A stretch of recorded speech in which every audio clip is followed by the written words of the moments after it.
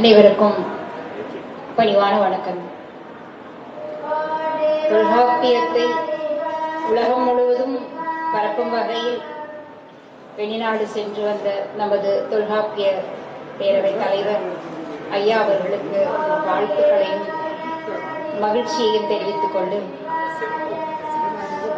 இந்த மிகப்பெரிய பணி கோவையில் செய்து கொண்டு இருக்கின்ற நிலையில இன்று உலகத்தில் பல நாடுகளுக்கு சென்று தன்னால் இயன்றவரை இந்த பணியை செய்திருக்கிறார் என்பதை நினைக்கும் பொழுது மிகவும் மகிழ்ச்சியாக இருக்கிறது.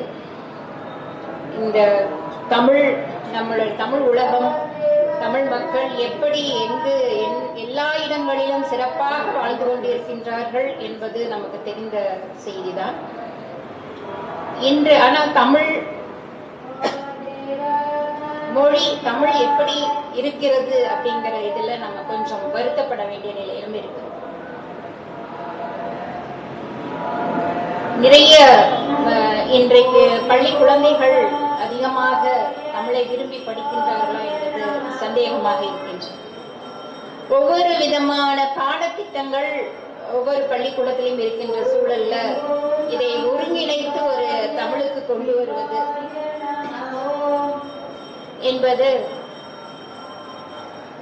நாம் தமிழ் சான்றோர்கள் இணைந்து செய்ய வேண்டிய ஒன்று. தொல்காப்பியம் நமக்கு கிடைத்த முதல் இலக்கண நூல் அப்படிங்கிறது நம்ம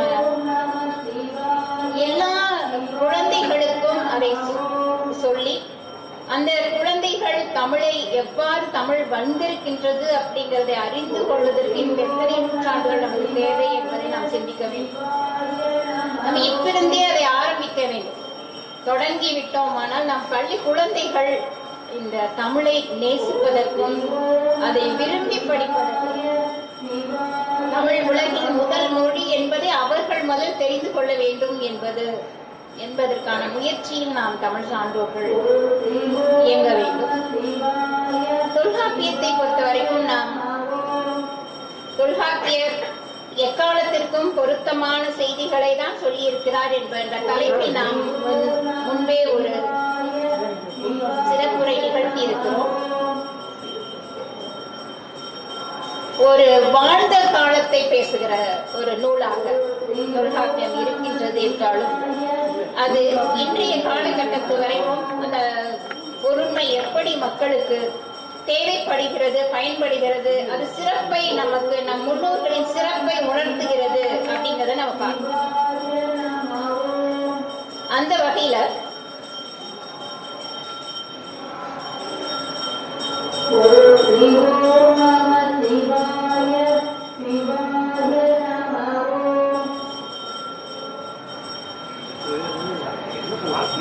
தொல்காப்பியர்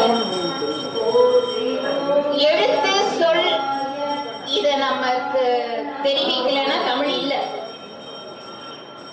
அதை சொல்லி அந்த எழுத்துக்களையும் தமிழ் எழுத்துக்களையும் சொற்களையும் நமக்கு வழங்கி நம்முடைய தமிழ் மொழியினுடைய பெருமையை, சிறப்பை, அடிப்படையை நமக்கு கொடுத்த பிறகு இந்த பொருளதிகாரத்தில் அவர் சொல்லுவதை பார்க்கின்ற பொழுது தமிழினுடைய பெருமை எவ்வளவு சிறப்பானது என்பதை நாம் அறிந்து கொள்ள முடியும். ஏனென்றால் ஒரு இலக்கியத்தில் இருந்துதான் இலக்கணம் பிறக்க முடியும். தொல்காப்பியர் சொல்லுகின்ற பொழுது அந்த இலக்கிய பாடல்களை வைத்துக் கொண்டு எப்பொழுதுமே ஒரு படைப்புங்கிறது அந்த காலகட்டத்தை பிரதிபலிக்கக்கூடியதாக இருக்கும். இலக்கியம் கால கண்ணாடின்னு சொன்னாங்க தான். இலக்கியம் ஒரு காலகட்டத்திலும் வாழ்ந்த மக்களின் வாழ்க்கையை பிரதிபலிக்கும். அப்ப தொல்காப்பியர் பல சங்க இலக்கியங்கள் நமக்கு ஏற்கனவே அதை பத்தி நம்ம தமிழ் அறிஞர்களுக்கெல்லாம் தெரியும். 3 சங்கங்கள், அந்த இலக்கியங்கள் அது நமக்கு கிடைக்க பெற்றவையாக இருக்கின்ற மூன்றாம் சங்க இலக்கியங்கள். இதன் அடிப்படையில் நம்ம பார்க்கின்ற அந்த இலக்கியத்திலிருந்து தான் இலக்கணம் பிறக்கின்றது. அப்போ இலக்கணம் பிறக்கின்றதுன்னா அத்தனை இலக்கியங்களையும் ஆய்வு செய்து தொல்காப்பியர் பொருளதிகாரத்தை படைக்கின்ற பொழுது எவ்வளவு பெரிய ஆய்வாக அதை செய்திருக்கின்றார் என்பதை அறிய முடிகிறது. அக வாழ்க்கை எப்படி இருந்தது, மக்கள் எப்படி குடும்ப வாழ்க்கை, காதல் வாழ்க்கை எப்படி வாழ்ந்தார்கள், திருமணத்திற்கு பிறகு தலைவன் தலைவி எப்படி வாழ்ந்தார்கள், அதில் இருக்கின்ற குடும்ப உறுப்பினர்கள் எப்படி அதை செயல்பட்டார்கள், இது எல்லாம் நமக்கு பதிவு செய்து தந்திருக்கிறார்.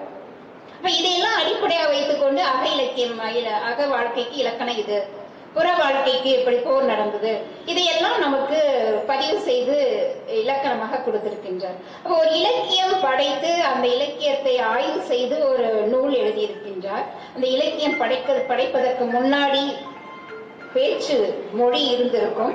அந்த பேச்சு மொழிக்கு அப்புறம் எழுத்துகள் உருவாக்கி மொழியை உருவாக்கி இவ்வளவு பெரிய வேலைகள் நடந்திருக்கிறது என்றால் நமக்கு கிடைத்த முதல் இலக்கண நூலே மிக பழமையானது. அதற்கு முன்னாடி இலக்கியங்கள், அதற்கு முன்னாடி பேச்சு மொழி என்று தமிழ் மொழியினுடைய தொன்மை நாம் தோண்டி தோண்டி எடுக்க வேண்டியிருக்கின்றது. அவ்வளவு சிறப்பான ஒரு நிலை. தொன்மையானது அப்படிங்கிறது சிறப்பில்லை, அது தொடர்ந்து எவ்வளவு வளர்ச்சி அடைந்திருக்கிறது என்பதைத்தான் நாம் பார்க்கின்றோம். அந்த வகையில் இந்த தமிழினுடைய சிறப்பை நம் குழந்தைகள் தெரிந்து கொள்வதற்கு நாம் முயற்சி செய்ய வேண்டும். தொல்காப்பியர் முன்றைய அந்த காலகட்டத்தில் வாழ்ந்த மக்களுடைய வாழ்க்கையை பதிவு செய்திருக்கிறார் அப்படின்னு நம்ம சொல்றோம். அந்த இதெல்லாம் பார்க்கின்ற பொழுது அவர் அந்த ஒரு ஆண்மகன் எப்படி இருக்கணும்னு சொல்றாரு.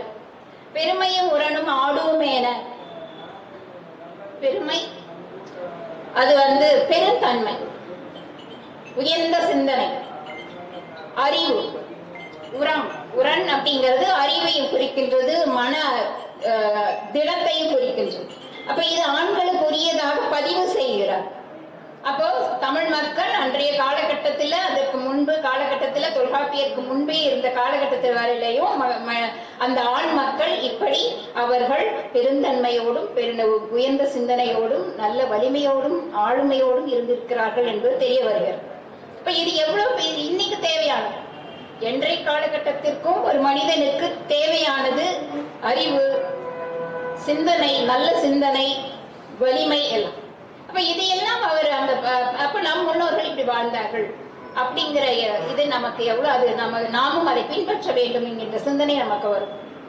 இப்ப இந்த ஆண்மகனுக்கு சொல்லுகின்ற நிலையில நான் இன்னைக்கு அதிகமா பெண்களுக்கானது எவ்வளவு சொல்லியிருக்கிறார் தொல்காப்பியங்கிறது கொஞ்சம் நான் பார்க்கிறேன். அப்ப தலைவிக்குரியதாக சொல்லும் பொழுது அச்சமும் நானும் மடனும் முந்துறுதல் நிச்சமும் பெண்பார்க்குரிய சொல்றார். இது நம்ம ஒரு விவாதமாகவோ பெண் அடிமைப்படுத்தப்படுவதாகவோ கருதவே வேண்டியதில்லை. இது தாய் வழி சமூகம். ஒரு பெண் எப்படி இருக்கின்றாலோ அப்படிதான் அந்த சமூகம் இருக்கும். அப்போ எந்த அளவுக்கு சமூகம் சிறப்பாக இருந்தது அப்படிங்கிற பொழுது அந்த பெண்ணினுடைய ஆளுமை தான் அங்க நம்ம முதற்கண் பார்க்க வேண்டும். அப்போ அந்த பெண் ஆளுமையோடு இருக்கின்ற பொழுது அவளுக்கு எந்த குணங்கள் இருக்கின்றிருக்கிறது. அச்சம்னா எதையாவது பார்த்து பயப்படுறது இல்லை, தேவையானது. அஞ்சுவது அஞ்சாமை பேதமைன்னு வள்ளுவர் சொன்னது மாதிரி எதற்கு பயப்படணுமோ அதற்கு பயப்பட்டாகும். அப்ப அந்த வாழ்க்கையை தலைவி சரியாக அந்த இதை கடைபிடிக்கின்ற பொழுது அந்த சமூகம் நன்றாக இருக்கும், குடும்பம் நன்றாக இருக்கும். அப்ப குடும்பம் நன்றாக இருக்கின்ற பொழுதுதான் சமூகம் நன்றாக இருக்கும். அப்ப அந்த குடும்பத்திற்கு ஒரு தலைவி எவ்வளவு சிறப்பாக வழிநடத்த வேண்டுமோ அந்த பண்புகளை எவ்வளவு அழகா சொல்றாரு. அவன் நானும் மடனும் முந்துறுதல் நிச்சமும் பெண்பார்க்குரிய. அப்ப இந்த நாணம் அப்படிங்கிறது ஒரு ஒரு அழகுணர்ச்சிங்கிறத விட எல்லாவற்றைக்குமே எல்லாமே ஒரு பெண்மைங்கிறத ஒரு அந்த கோணத்திலே பார்க்கின்ற பொழுது இன்னைக்கு நான் அதெல்லாம் தேவையில்லை அப்படின்னு நினைக்க முடியாது. அது இல்லறத்துல அது எவ்வளவு சிறப்பாக இருக்குங்கிறது ஒவ்வொரு இல்லறத்த தலைவர்களுக்கும் அது தெரியும். அது எவ்வளவு அழகான ஒரு உணர்வு அப்படிங்கிறது நமக்கு தெரியும். இதையெல்லாம் பெண்பாளுக்குரியதாக சொல்லும் பொழுது இன்னொரு இடத்துல சொல்றாரு, பொருளியல்ல சொல்றாரு, உயிரும் நானும் மடனும் இன்று இவை சேர்த்தி சிறப்பின் நால்வருக்கும் உரியங்கிறார். அப்ப அந்த நால்வர் பெண்களை யார் எல்லாம் சொல்றாரு அப்படின்னு பார்த்தோம்னா தலைவி, தோழி, செவிலித்தாய், நற்றாய். இங்க பெண்களுக்கு இந்த 4 பெண்களுக்கு உரியதாக எடுத்து சொல்லக்கூடிய நூற்பாவாக இந்த நூற்பா இருக்கு. அப்போ அங்க அந்த ஒரு சமுதாயத்துல அக வாழ்க்கை பத்தி பேசும்பொழுது தலைவன் தலைவி இவங்களோட சேர்த்து இவங்க முக்கியத்துவம் பெறுகிறார்கள். தோழியும் செவிலித்தாயும் நற்றாயும் முக்கியத்துவம் பெறுகிறார்கள். அப்ப அந்த நால்வரும் எவ்வளவு சிறப்பாக அங்க செயல்படுகிறார்கள், அது ரொம்ப முக்கியமானது. ஏன்னா ஒரு பெண்ணு தலைவி திருமணம் பண்ணிட்டு தனியா இப்ப போய் வாழ்றது அப்படிங்கிறது இன்றைக்கு பொருளாதார நிலையிலோ அல்லது அறிவியல் வளர்ச்சியிலோ எல்லாமே இன்னைக்கு விலகி இருக்கிறது பார்க்கும். அன்னைக்கு யாரு கட்டாயம் தோழி இருக்கணும், செவிலித்தாய் இருக்கணும், நற்றாய் இருக்கணும். இப்ப இவங்க எல்லாம் சேர்ந்துதான் இப்போ ஒரு பெண் வந்து காதல் திருமணம் தான் அதிகமா நடந்திருக்கு. அப்ப காதல் திருமணம் செய்கின்ற பொழுது அவள் சின்ன வயதாக இருக்கின்றாள். அவளுக்கு தலைவனை பற்றிய தெரியாது, அதிகமாக தெரியாது, இளம் வயது. அந்த கவர்ச்சியில் அவள் போகலாம். தலைவன் எப்படிப்பட்டவன் தெரிந்து கொள்வதற்கு யார் முன்னெடுக்கின்றார்கள்? செவிலித்தாயும் நற்றாயும் போகிறார்கள். அவர்கள் விசாரிக்கிறார்கள், தலைவன் எப்படி இருப்பான், அவன் நல்லவனா, அவனுடைய குணங்கள் என்ன, அவன் குடும்பம் என்ன, இதையெல்லாம் அவர்கள் தான் தெரிந்து கொள்கிறார்கள். இங்க ஒரு குடும்ப தலைவனை கூறியதாக இத சொல்லல. இதையெல்லாம் யார் செய்யறார்? செவிலித்தாயும் நற்றாயும் பண்றாங்க. அப்போ ஒரு பெண் குடும்பத்தை உருவாக்குவதில் எவ்வளவு பொறுப்புடன் இருக்கின்றாள், ஆளுமையுடன் இருக்கிறாள் என்பதை தொல்காப்பியர் பதிவு செய்கிறார். அப்ப அந்த வகையில போகின்ற பொழுதுதான் அந்த தலைவி சிறப்பாக வாழ முடியும் இல்லையா? தலைவி அவள் தவறு செய்து விட்டாள் என்றால் எவ்வளவு இல்லையா? ஒரு குறுந்தொகை பாடல் வரும், மன்னிக்கணும் மறந்துச்சு. அதாவது நான் செய்த என்னுடைய தவறு மட்டும் இல்ல, தலைவன் தவறும் இருக்கான், நான் அவன் தவறு செய்ததுக்கு நான் என்ன செய்ய முடியும்? அதுக்கு நாங்க தவறு செய்தோம்னா சாட்சியாக இருக்கு குருவும் உண்டு, குருவுதான் இருக்கு, வேற யாரும் இல்லை அப்படின்னு சொல்லுவாங்க. அப்ப அங்கேயும் அந்த மாதிரியான ஒரு பண்பாட்டு இது நடந்திருக்கு, தவறு நடந்திருக்குன்னு தெரிய வருது. அப்ப அங்க வந்து அப்ப தலைவி என்ன செய்வான்? நான் ஒண்ணுமே செய்ய முடியாது, யாருமே எனக்கு சாட்சி இல்லை அப்படின்னு சொல்லுவான். அப்போ தலைவன் நல்லவனாக இருக்கின்ற பொழுதுதான் அந்த குடும்பத்தை அந்த தலைவியை திருமணம் செய்து கொண்டு அந்த தலைவன் நன்றாக இருக்க முடியும். அந்த சமுதாயம் சிறப்பாக வாழ்த்தும், சிறப்பான சமுதாயம் உருவாகும். அப்ப இதற்கெல்லாம் யார் துணையாக இருக்கின்றார்கள்? செவிலித்தாயும் நற்றாயும் இருக்கிறார்கள். அப்ப அந்த செவிலித்தாய் நற்றாய் அவர்கள் எப்படி இருக்கின்றார்கள்? அவருடைய குணநலன்களாக சொல்வது உயிரும் நானும் மடனும் என்று இவை செய்தியின் சிறப்பில் நால்வர்க்கும் உரியங்கிறார். உயிர்ங்கிறதுக்கு வந்து உரையாசிரியர்கள் வந்து அன்புங்கிற வார்த்தையை தான் சொல்றாங்க. அப்ப அந்த அன்பு, மடன்கிறது தெரிஞ்சு தெரியாமலும் அப்படி எல்லாம் போயிட்டே இருக்கிறது தான் பெண்களுடைய இது. நிறைய விஷயங்கள் அப்படிதான் பண்ணியாக வேண்டியிருக்கு. அந்த காலகட்டத்தில் பரத்தியர் ஒழுக்கம் ஏற்றுக்கொள்ளப்பட்டது. இப்போ ஒரு ஆடவன் படத்தை எடுத்து போயிட்டு வந்தானா அது தெரிஞ்சு தெரியாம பெண் ஏற்றுக்கொள்கிறாள்ங்கிற இதை பார்க்கணும். அப்ப அங்க போய் அவர் பெரிய சிக்கல்களை உண்டாக்கி பெரிய பிரச்சனை உண்டாக்குனா அந்த சமுதாயத்திலையும் இதுக்கு அந்த தன்னுடைய குடும்பம் குழந்தை பாதிக்கும், அது சமுதாயத்தை பாதிக்கும். அப்ப இந்த மாதிரி அவர்கள் எப்படியெல்லாம் ஒரு ஆளுமையோடு இருந்திருக்கிறார்கள் என்பதை நாம் அறிந்து கொள்ள முடியும். நமக்கு தெரியும் கண்ணகி இல்லையா? மாத வீட்டு போனாங்களா, போய் இருந்துட்டு வரல, போய் சண்டை பிடிக்கல, ஏன் இங்க வந்தேன்னு கேட்கல, ஏன் அங்கேயே போன்னு சொல்லல, வந்தியா சரிவா போலாம் அப்படின்னு அவர் போனதுனாலதான் அவ்வளவு ஒரு அந்த கண்ணகியினுடைய ஆளுமை பண்பை நாம் உணர்ந்து கொள்ள முடியும். போனது அவர் செஞ்சது என்ன? வாழல, கொஞ்சம் கூட வந்து அன்பு செலுத்தல, எங்கேயோ இருந்தா எப்படியோ வந்தா, சரி இனி வாழலான்னு சொன்னதுக்கு அப்புறம் நாங்க அதை ஏற்றுக்கொள்ளணும்னு சொல்லி பெற்றோர்கள் பார்த்து வைத்த திருமணம் அது. அவர்கள் வயதான பெரியோர்கள் மதித்து வாழணும்னு கூட வர்றா. அப்போ அந்த இடத்துல கல்வன் இல்லைன்னு சொல்லுகிற நிலைமை அவளுக்கு இருக்கு. அவன் எங்கேயோ போய் செத்து போயிட்டான்னு விடல, என்னமோ ஆயிடுச்சுன்னு விடல. என்ன செய்யறாங்க? அதுதான் அங்க பெரிய விஷயம். ஒரு சமுதாயத்துல அது ஒரு நாட்டுக்கே ஒரு சீர்கேடு. ஒரு நாட்டு அரசன் இப்படி நீதி தவறலாமா அப்படின்னு சிந்திக்கிறார். எவ்வளவு அழகான ஆளுமை கண்ணகியிடம் இருந்திருக்குது. மண்ணச்சீரடி மண்மகள் அறிந்திலர் என்பார் இளங்கோடிகள். அப்போ அப்படிப்பட்ட அந்த விட்டு வெளியே வராத அந்த பெண் மதுரையில தனக்கு தெரியாத ஒரு புலம்பெயர்ந்து போயிருக்கிற இடத்துல எங்க இருக்கணும்னு கூட தெரியாது போய் போராடுறா, நீதி நிலைநாட்டுறா. தன்னுடைய கணவன் நல்லவன், அவன் திருட இல்லை, அதை நிரூபிச்சா போதும் அவளுக்கு. அதுக்கப்புறம் அவருக்கு அது வாழணும், அதை பத்தி எல்லாம் சிந்தனை இல்லை. அதுக்கு என்ன ஆனாலும் சரி, போய் முன்னாடி அரசன் முன்னாடி நின்று நீ செஞ்சது எவ்வளவு பெரிய தவறு அங்க மிக அழகா கொண்டு வந்து இளங்கோவடிகள் அரசியல் பிழைத்தோருக்கு அறம் கூற்றாகவும் வச்சுட்டார். அந்த அறம் கூற்றாக்கியது அது யார் மூலமாக? கண்ணகி மூலமாக, பெண்மையின் மூலமாக கூற்றா இதாக நம்ம பார்க்கணும். இப்படி ஒரு பெண்ணுடைய ஆளுமை சங்க இலக்கியத்தில் எவ்வளவு சிறப்பாக சொல்லப்பட்டிருக்கிறது அப்படிங்கிறது நமக்கு தெரியும். அப்போ இந்த குணங்களை எல்லாம் கொண்டிருக்கின்ற பெண், அதுக்கு அந்த மடன்னு சொல்றோம் இல்லையா? அந்த மடன் எப்ப மடன் அவளை இருப்பா அப்படின்னு பார்த்தா, தன் வயின் கரத்தலும் அவள் வயின் வேட்டலும் அன்ன இடங்கள் அல்வழி எல்லாம் மடனோடு நிற்றல் கடன் என மொழி அப்படின்னு மொழிபன் பொருளியல்ல சொல்றாரு தொல்காப்பியர். அப்போ தலைவன் என்ன செய்வான், பரத்தியிடம் போய் சென்று அதை மறைப்பான். அப்போ அத அவளுக்கு தெரியும். ஆனாலும் அதுக்காக அவ சண்டை போடுறது இல்லை. அந்த இடத்துல அங்க அந்த மடம் இருக்கிறது அப்படிங்கறது தொல்காப்பியரும் பதிவு பண்றாரு, நம்ம பார்க்கணும். அத பாலைக்கல்லில வரும். முத்தேர் முறுவலாய் நம்பலை பட்டதோர் குத்தி யானை வந்தது காண்பன் யான் தங்கினேன். தலைவன் சொல்றான், போன வேட்டைக்கு போகும்போது ஒரு பெரிய யானை வந்துச்சு. அந்த யானை வந்ததுனால இவன் காலதாமதமாக வந்திருக்கிறான். இந்த ஏதோ ஒரு சாக்கு போக்கு சொல்றான். இவன் போன இடம் அவளுக்கு தெரியும். ஆனா அவன் என்ன சொல்றான், அந்த இடத்துல பெரிய யானை வந்துச்சு, அந்த யானையை பார்த்துட்டு எல்லாம் இன்னும் ரொம்ப நேரம் ஆயிடுச்சு அப்படிங்கறத அவன் சொல்றான். அதுக்கு தலைவி சொல்றது, அவ்வியானை வனப்புடைத்து ஆகலும் கேட்கும். அந்த யானை ரொம்ப அழகா இருந்ததாம் இல்ல அப்படிங்கறது கேட்க. அப்ப அவளுக்கு தெரியும் இவன் எங்க போயிட்டு வந்திருக்காங்கிறது தெரியுது, அவன் பொய் சொல்றாங்கிறது தெரியுது. அது எவ்வளவு நாசுக்காக அவ சொல்லுகின்ற விதத்தை அங்க தொல்காப்பியர் சொல்லுகின்ற அந்த இது மடம் தெரிஞ்சும் தெரியாமலும் மறைத்து வைத்து வாழ்க்கை ஓட்டி இருக்கின்ற பெண்மின் ஆளுமையை இங்கே தொல்காப்பியர் பதிவு செய்யறதை நம்ம பார்க்கணும். அப்ப அந்த வகையில இந்த மடம் அப்படிங்கறத நம்ம வெறும் ஒரு அறியாமை என்கின்ற இதுல சொல்லப்படல. ஒரு பெண் அதுவும் ஒரு ஆளுமையாக, பெண்ணின் ஆளுமையாக நம்ம இங்க பார்க்க வேண்டும்ங்கிறதுதான் தொல்காப்பியரே சொல்றதை நம்ம பார்க்கணும். அதே மாதிரி அப்படிதான் அறத்தோடு நிற்றல் சொல்றார். இந்த அறத்தோடு நிற்றல் என்பது என்ன, அந்த தலைவி தன்னுடைய காதலை சொல்லணும், வெளிப்படுத்தணும்.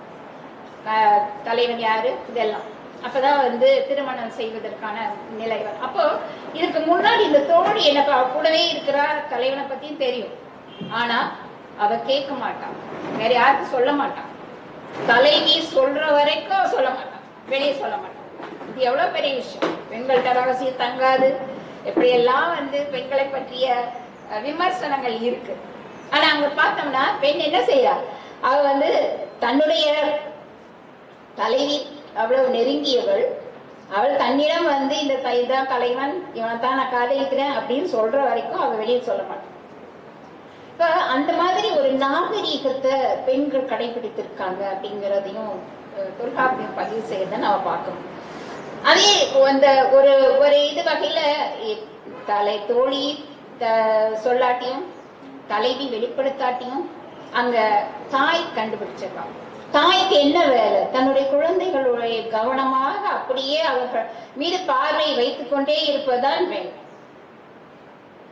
நிறைய திருமணங்கள் பெற்றோருக்கு தெரியாமல் பதிவு செய்து விட்டு திருமணம் செய்து கொண்டு வாழ்ந்து கொண்டு இருக்கிற நிலையெல்லாம் இன்னைக்கு பார்க்கணும். ஆனா இங்க எப்படி கவனமாக பார்த்து கொண்டிருக்கிறார் பாருங்க. பெண்ணுடைய அவளுடைய நடவடிக்கைகளை பார்த்ததுமே தாய் கண்டுபிடித்து விடுகிறாள். அவளுடைய செயல்பாடுகள், அவளுடைய உடல்நிலை இதையெல்லாம் கருத்தில் கொண்டு இவள் எங்கோ யாரிடத்தோ மனதை பறிகொடுத்திருக்கிறாள் என்பதை அறிந்து கொள்ள முடிகிறது. இதை கவனிக்கிறாள் தாய்.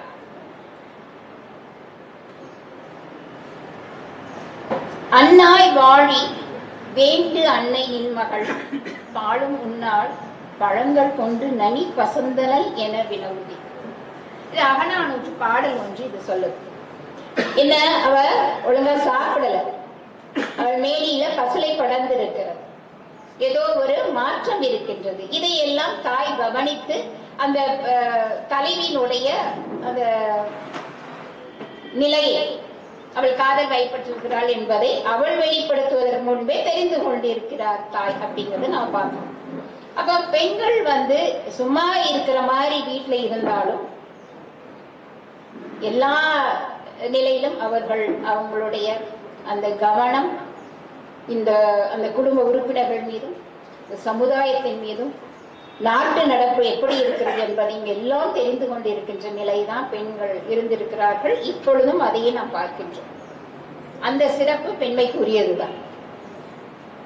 பெண்ணிற்குரிய இயல்புகள்ங்கிற வகையிலேயே ஒரு பொருளியல்ல கொடுக்கிறார் தொல்காப்பியர். செறிவும் நிறைவும் செம்மையும் செப்பும் அறிவும் அருமையும் பெண்பாலான. அங்க சொன்னது களவியல் கற்பில சொல்றது மாதிரி இல்லாம இன்னொரு வகையில நூற்பாக மறுபடி கொண்டு வர்றார். அப்ப பெண்களுக்கு தான் நிறைய முக்கியத்துவம் கொடுக்கிறார். நிறைய நூற்பாக்கள் இருக்கு. அகத்திணையியல் இருக்கு, களவியல் இருக்கு, கத்தியல், இது எல்லாமே தலைவியை மையப்படுத்தியதாகத்தான் நிறைய இருக்குது. நம்ம பார்க்கணும். தலைவி பேசுறது, தோழி பேசுறது, இப்படி ஒரு பெண்மைக்குரிய இதை வந்து அந்த சமுதாயம் வந்து பெண்மைக்கு கொடுத்திருக்கிற இடம் நமக்கு விளங்குகிறது. இப்ப பெண் அங்க வந்து எவ்வளவு ஆளுமையோடு இருந்திருக்கிறாள் என்பது நமக்கு விளங்குகிறது. அந்த வகையில இருக்கின்ற பொழுதுதான் இந்த நாடு சிறப்பாக வாழ்ந்து கொண்டே இருக்கிறது, இந்த சமூகம் மிகச் சிறப்பாக போய்கொண்டு இருக்கிறது என்பதை நாம் தெரிந்து கொள்ள வேண்டும். அப்ப இந்த செறிவு அப்படிங்கிறதுக்கு வந்து உரையாசிரியர் அடக்கம்ங்கிற உரையை தரலாம். ஆனா செறிவு அப்படிங்கிறது நமக்கு தெரியும், நமக்கு ஒரு மிக ஆளுமைதான் செறிவுங்கிறது. அறிவு, அடர்த்தியான அறிவு, அவ்வளவு சிறப்பான அறிவை தான் செறிவு குறிக்கிறது. அதே மாதிரி நிறைவானவளாக இருக்கின்றவள், அறிவிலும் அன்பிலும் பண்பிலும் நிறைவானவளாக இருக்கின்றவள், செம்மை, மனம் கோடாமல் இருக்கின்றவள், வாழ்க்கை எப்படி வந்தாலும் சமாளித்துக் கொள்கின்ற நிலை, அதுதான் பெண்ணுக்குரியது. செப்பு, சொல்லுதல், சொற்கள், வார்த்தைகள் வந்து பெண்கள் நிறைய இடத்துல நீங்களே இப்ப பார்க்கலாம். பொண்ணு பார்க்க போற இடத்துலயோ திருமணம், இதுல எல்லாமே வந்து பெண்கள் தான் வந்து அதோடைய அந்த செயல்பாடுகளை எல்லாம் சரியாக கொண்டு போவாங்க. பேசுறதுக்கா இல்ல ஏதாவது சிக்கல் வராம இருக்கணுமா, 4 பேர் உட்கார்ந்து பேசுகின்ற பொழுது அங்க கவனமாக இருந்து பேசுவதற்கு எல்லாத்துக்கும் பெண்கள் செயல்படுகிறது நாம் நிறைய இடங்கள்ல பார்க்கலாம். நம்ம இல்ல வீடுகள்லயும் அது பார்க்கலாம். நம்ம இதுல வந்து ஆண்கள் எது வருத்தப்பட வேண்டியது இல்லை. அந்த ஏன்னா ஆண்களுக்குரிய ஆளுமை வேறு. அவர்களுக்கு இந்த இல்லத்திலேயோ சமுதாயத்திலேயே இருக்கிறத விட அவர்களுடைய பொருளீட்டல், அவர்களுடைய கவனம் இருக்கின்ற பொழுது பெண் இந்த சமுதாயத்திற்கு பெரிய தூணாக இருந்திருக்கின்றாள் என்பதை நாம் அறிய முடிகிறது. தொல்காப்பியம் நிறைய இடங்கள்ல பதிவு செய்கிறத நம்ம பார்க்கிறோம். அறிவு இருக்கிறது, அது அறிவும் சொல்றாரு. செறிவும் நிறைவும் செம்மையும் செப்பும் அறிவும் அருமையும் பெண்பாலான, இதெல்லாம் பெண்பாலுக்குரிய இயல்புகளாக சொல்கின்றது. இது எக்காலத்திற்கும் தேவையான ஒன்றுதானே. தொல்காப்பியர் காலத்திலே என்றையோ சொல்லப்பட்ட அந்த நல்ல குணங்கள் இன்னைக்கும் நம்ம பார்த்துட்டே இருக்கோம். ஏன்னா நம்ம அந்த பரம்பரையில தான் வந்துட்டு இருக்கிறோம். நம்ம சமூகம், தமிழ் சமூகம் எப்படி வாழ்ந்தார்கள் என்பது நாம் அப்படியே ஒவ்வொரு இலக்கியங்களும் பதிவு செய்ய அது நம்ம அப்படியே கொண்டு செல்ல இருக்கிறது. இன்றைய காலகட்டத்தில் நாம் அதை, இன்றைய சமுதாய மக்கள், இன்றைய தலைமுறைக்கு அதை நாம் எடுத்து சொல்ல வேண்டும் என்பதுதான் மிக முக்கியமான ஒன்றாக நம்ம இதை நினைக்கிறோம். அதே மாதிரி இந்த மடலையர்கள் பத்தி நம்ம தொல்காப்பிய உறுப்பினர் அடிக்கடி வந்து அவர் கேட்பார், பெண்களுக்கு மடலையர்கள் இல்லை. அது உண்மைதானே. எப்பவுமே வந்து ஒரு பெண் வந்து ஆண் தான் தன்னை விரும்பி வரணும்னு நினைப்பான். அவள் அந்த விஷயத்துல அவள் முடிவெடுக்கிறதுங்கிறது கொஞ்சம் இதுதான். ஏன்னா பெற்றோர்கள் திருமணம் செய்து வைக்கணும். இல்லைன்னா ஒரு ஆண் தன்னுடைய அழகையோ ஆளுமையோ விரும்பி வர, இந்த 2 தான் முக்கியமானது திருமணத்தில் நம்ம பார்க்கணும். அதனாலதான் அந்த மடலையர்கள் பெண்ணுக்கு இல்லைன்னு சொல்றேன். எத்தனை மருங்கிலும் மகளும் மடல் மேல் பொற்புடை நேர்மை இன்மையான அப்படிங்கிறாங்க. எந்த நிலையிலும் இல்ல, பெண்கள் மடல் ஏறுதல் அப்படிங்கிறது இல்லை. அப்ப இதுக்கு திருக்குறள் சொல்றாரு, கடலென்ன காமம் உழந்தும் மடல் ஏறா பெண்ணின் பெருந்தக்கது இல்.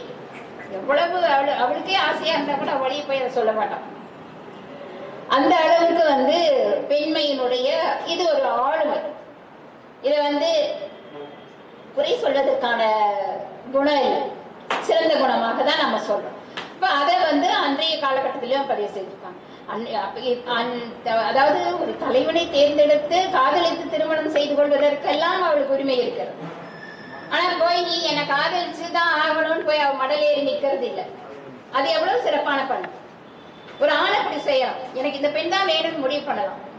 அதுல ஒரு அந்த இது வந்து அவனுடைய உண்மைத்தன்மையும் அவனுடைய வலிமையும் நம்ம பார்க்கணும். அது வந்து பெண்மைக்கு வரும் பொழுது அது சிறப்பில்லாமல் போகிறதை நம்ம பார்க்கலாம். அதுதான் அந்த காலத்துல பின்பற்றி இருக்காங்கிறது எவ்வளவு சிறப்பான விஷயமா நம்ம பார்க்கலாம். அதுக்கப்புறம் வந்து நம்ம பார்த்தோம்னா ஒரு இந்த தலைவியினுடைய சிறப்பு அப்படின்னு பார்க்கின்ற பொழுது பொருள் தேடுதல் என்பதை வந்து பெண்களை அழைத்து போவது இல்லை அப்படிங்கிற சொல்லியிருக்காரு தொல்காப்பியர். கடல் கடந்த முன்னீர் வழக்கம் மகடுவோடு இல்லைன்னு சொல்லியிருக்காரு. அப்ப அது எங்க சொல்றாரு அப்படின்னா பிரித்தல்ல சொல்றாரு. கணவன் பிரிந்து போகிறான், பொருள் தேட போகிறான் போது தலைவியும் நான் வரேன் அப்படின்னு நிற்பா, அழுவா. நமக்கு தெரியும், ராமன் சீதை கதை தெரியும். சீதைய ராமன் போறேன்னு சொன்னா நானும் வரேன்னு சொல்லி அங்க அத்தனை பாடுபட்டார் ராமன். இல்ல இங்க வந்து ஒரு பெண்ணை வந்து பொருள் தேட போறவர், ராமராஜ் சும்மா காட்டுக்கு போறார். இங்க வந்து ஒரு ஆண் வந்து பொருள் தேட போறான். அவன் அந்த போய் வணிகம் செய்வதற்கோ இது திரைக்கடலோடையும் திரவியம் தேடுங்கிறது நம்மளுடைய இன்னைக்கு உலகம் முழுவதும் தமிழர் மக்கள் இருக்கிறாங்கன்னா இந்த நம்மளுடைய பண்டைய மக்களுடைய ஆளும் அதை தான் நம்ம பின்பற்றி வரோம். இன்னைக்கு எல்லா நாடுகளையும் நம்ம தமிழ் மக்கள் இருக்கிறோம். இன்னைக்கு போறோம் வரோம், வெளிநாடுகளுக்கு போறோம் வரோங்கிறது என்ன காரணம்? நம்மளுடைய முன்னோர்களுடைய அந்த சிறப்பு, அதை பின்பற்றி நம்ம வாழ்ந்து கொண்டிருக்கிறோம். அப்போ அந்த முன்னீர் வழக்கம் அகழ்வோடு இல்லைன்னு சொல்லும் பொழுது நம்ம இன்னொன்னு என்ன புரிந்து கொள்ளலாம் அப்படின்னா, இந்த பொருளாதார நிலைமையில பெண்களுடைய பங்கு அப்படின்னு பார்க்கும் பொழுது உள்ளூர் மாநிலத்துல எல்லாம் இருந்திருக்கான்னு தெரிய வரும். இப்போ கடல் கடந்து போறது இல்லை, ஆனா ஒரு பெண் அந்த மருத நிலத்துல பெண் வந்து வயல் வேலை செய்வா, மாடு பால் கறந்து இதெல்லாம். அதே ஆயர் ஆய்ச்சியர் எல்லாம் முல்லை நிலத்திலையும் பால் தயிர் இதெல்லாம் வந்து அவங்க தயாரித்து விற்பனை செய்யறது பண்டமாற்றுக்கெல்லாம் இருந்தது. நெய்தல் நிலத்துல போனா மீனை வந்து மீன் வண்டி ஓட்டிட்டு ஒரு பெண் வந்தது எல்லாம் சொல்லப்பட்டிருக்கு பாடல்கள், சங்க இலக்கியங்கள். அப்ப அந்த மீன் உப்பு வியாபாரம், உப்பு வண்டி ஓட்டிட்டு போயிருக்கா, மீன் காய வச்சு காவல் இருந்திருக்கிறா தலைமை. அப்பதான் தலைவன் சந்திப்பாங்க. அதெல்லாம் காதல் பாடல்களாக பாடல்கள் நிறைய இருக்கு. அப்போ எல்லா பொருளாதார முன்னேற்றத்திற்கும் பெண்களுடைய பங்களிப்பு அங்க நிறைய இருக்குங்கிறது நம்ம பார்க்கணும். அப்ப அதுதான் முன்னீர் வழக்கம் மகளோடு இல்லை அப்படின்னு கடல் கடந்து அப்ப செல்லல பெண். அது நிறைய சிக்கல்கள் இருக்கு. ஆண் எங்க வேணா தங்கிக் கொள்ளலாம், எப்படி வேணா இருந்து கொள்ளலாம். ஆனால் ஒரு முழுக்க பயணம் செய்து கொண்டே வாழ்ந்து வாணிபத்தில் ஈடுபடலாம். ஆனால் பெண்ணால் அது முடியாது என்பதால் தான் அதுக்கு அடுத்தது நம்ம எப்பவும் போல குழந்தை குடும்பம் என்று பெண்ணுக்குரிய கடமைகள் இருக்குங்கிற வகையில நம்ம பார்க்கணும். அப்ப அதையும் தொல்காப்பியர் மிக சிறப்பா பதிவு செய்த பார்க்கணும். அதே மாதிரி இந்த பெண் வந்து திருமண காதலிக்கிறா, பெற்றோர்கள் அவளை வந்து அதை ஏற்றுக்கொள்ளல. அப்ப என்ன நிலை ஏற்படுது? அவங்க 2 பேரும் சேர்ந்து முடிவு செய்து திருமணம் செய்து கொள்கிறார்கள். மிக அழகான வார்த்தை உடன்போக்கு, தலைமனுடன் போகுது. அப்ப தலைவி அங்க முடிவு எடுத்தாச்சு, போயிடலாம் திருமணம் செய்து கொள்ளலாம். அப்ப அவ போனதுக்கு அப்புறம் அங்க எந்த அகப்பால் அதிகமாக வந்து தலைவியின் பெற்றோர் அப்பா எல்லாம் போய் அங்க அடிதடி பண்ணாங்க, அது மாதிரி எல்லாம் இல்லை. யார் தேடுறா? செவிலித்தாய் முதல்ல போய் தேடுறா. அது எப்படி? பாலை நிலத்தை தாண்டி அவளே தனியா போறா. ஊர் இருக்கும், ஊரை தாண்டி இந்த மாதிரி ஒரு தலைவன் தலைவி இங்க வந்தாங்களா அப்படின்னு கேட்டுட்டு அவ தேடிட்டு போறா. யாரு? செவிலித்தாய். அப்ப இந்த மாதிரி அப்போ அந்த போனவ சிறப்பா வாழ்ந்தாளா? தலைவனை திருமணம் செய்து கொண்டாளா? தலைவனால அவளுக்கு ஏதாவது பிரச்சனை இருக்குதா? தலைவன் அவளை நன்றாக வைத்துக் கொண்டிருக்கிறானா? ஒரு இடத்துல போய் அவர்கள் வாழ தொடங்கி விட்டார்களா? இத்தனையும் அதை கவனிப்பதற்கு செவிலித்தாய் போகிறாள். ஒவ்வொரு ஊரா போய் கேட்கிறாள், இந்த மாதிரி தலைவன் தலைவி 2 பேர் வந்தாங்களா அப்படின்னு சொல்லி. கிழவோன் அறியா அறிவினன் இவள் என மையிறு சிறப்பின் உயர்ந்தோர் பாங்கில் ஐய கிழவின் அறிதலும் உரித்தே. அப்ப இந்த தலைவியுடைய அந்த செவிலித்தாயும் அந்த இதை போய் அவர்கள் அந்த உடன்போக்கு சென்ற தலைவன் தலைவியும் அவர்களை பாலின வழியெல்லாம் சென்று தேடி அலைந்து போகிறத பார்க்கணும். இப்படி தலைவனுக்கு தலைவிக்கான முக்கியத்துவம், அந்த ஒரு பெண்ணுக்கான முக்கியத்துவம் தான் அதிகமாக இருக்கின்றது. அப்ப தலைவி வந்து எல்லா நிலையிலும் அவள் கண்காணிக்கப்படுகிறாள். ஒரு பெண் குழந்தை வீட்டில் பெண் குழந்தை இப்பொழுதும் நாம் பார்க்கின்றோம். ஒரு பெண் குழந்தைக்கு எவ்வளவு முக்கியத்துவம் தருகிறோம் என்பது தெரியும். அப்படிதான் அன்றைய காலகட்டத்திலும் இருக்கின்றத பார்க்கணும். அப்ப ஒரு பெண் உடைய அந்த வளர்ச்சி, அதற்கு பிறகு அவளுடைய காதல், அவளுடைய திருமண வாழ்க்கை பற்றி தெரியும் நமக்கு. போய் எங்க மொழிதை செய்த காந்தல் மெல்விரல் அப்படிங்கிற பாடல், நச்சினை பாடல் வரும். அவ போய் இங்க ஒண்ணுமே இல்லை, பால் கிண்ண அப்படியே வெள்ளி கிண்ணத்துல வச்சு பால் சோறு ஊட்டும் போது அப்படியே தாவி தாவி போவா. ஆனா இன்னைக்கு அவ போய் அங்க என்ன செய்யறா? அழகா சமைக்கிறா அப்படிங்கறத செவிலித்தாய் போய் பார்த்துட்டு வந்து சொல்றாங்க. அப்ப பெண்ணுடைய வாழ்க்கை அவ திருமணத்திற்கு பிறகு எப்படி இருக்கிறது அப்படிங்கிற ஒரு இதெல்லாம் கண்டு வந்து இப்படி ஒரு வழி நடத்தி பெண் எவ்வளவு சிறப்பாக வாழ்ந்திருக்கிறாள் என்பதை பெண்களாலேயே அங்க சமுதாயம் சிறப்பாக அமைந்திருக்கிறது என்பதை நமது தொல்காப்பியம் பதிவு செய்திருக்கிறதை நாம் அறிகிறோம். இது எக்காலத்திற்கும் பொருத்தமான தொல்காப்பிய நூற்பாக்கள் செய்திகள் என்பதை நாம் தெரிந்து கொள்ள வேண்டும். நம்ம இப்ப தலைவர் அவர்கள் பேசியது போல எல்லா உயிர்க்கும் இன்பம் என்பது தான் அமர்ந்து வரும் மேவற்று ஆகும். இந்த நூற்பா எல்லா உயிர்களுக்கும் என்ன ஆசை? மகிழ்ச்சியா வாழும், எல்லா உயிர்களும் இன்பமாக வாழணும். அதுதான் நம்ம பார்க்கணும். மனிதர்கள் மட்டும் சொல்ல, எல்லா உயிர்களும் இன்பமாக வாழணும். அது அவரவர் வாழ்க்கை பொறுத்தது. இப்ப பறவைகள் விலங்குகளோ அவை அந்த எல்லையை தாண்டி வருவதில்லை. அவற்றுக்குள்ளே அவை மகிழ்ந்து வாழ்கின்றன.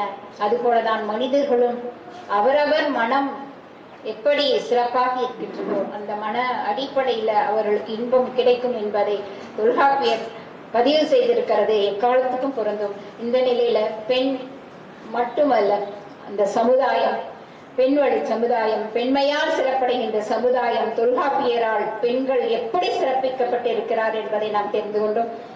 இது நிறைய இருக்கு, பேச அவ்வளோ விஷயங்கள் இருக்கு. கொஞ்சம் கொஞ்சமாக நாம் இந்த தொல்காப்பியத்தினுடைய ஆளுமையை நாம் தெரிந்து கொள்ள வேண்டும். அதை பிறருக்கு நாம் எடுத்து சொல்ல வேண்டும். நாம் குடும்ப உறுப்பினர்கள் சொல்ல வேண்டும். பிறகு அவர்கள் மூலமாக எல்லா இடங்களுக்கும் பரவ வேண்டும் என்று சொல்லி இந்த வாய்ப்பினை நல்கிய ஐயா அவர்களுக்கு எனது நன்றியை காணிக்கையாக்கி நன்றி கூறி விடைபெறுகின்றேன். நன்றி, வணக்கம்.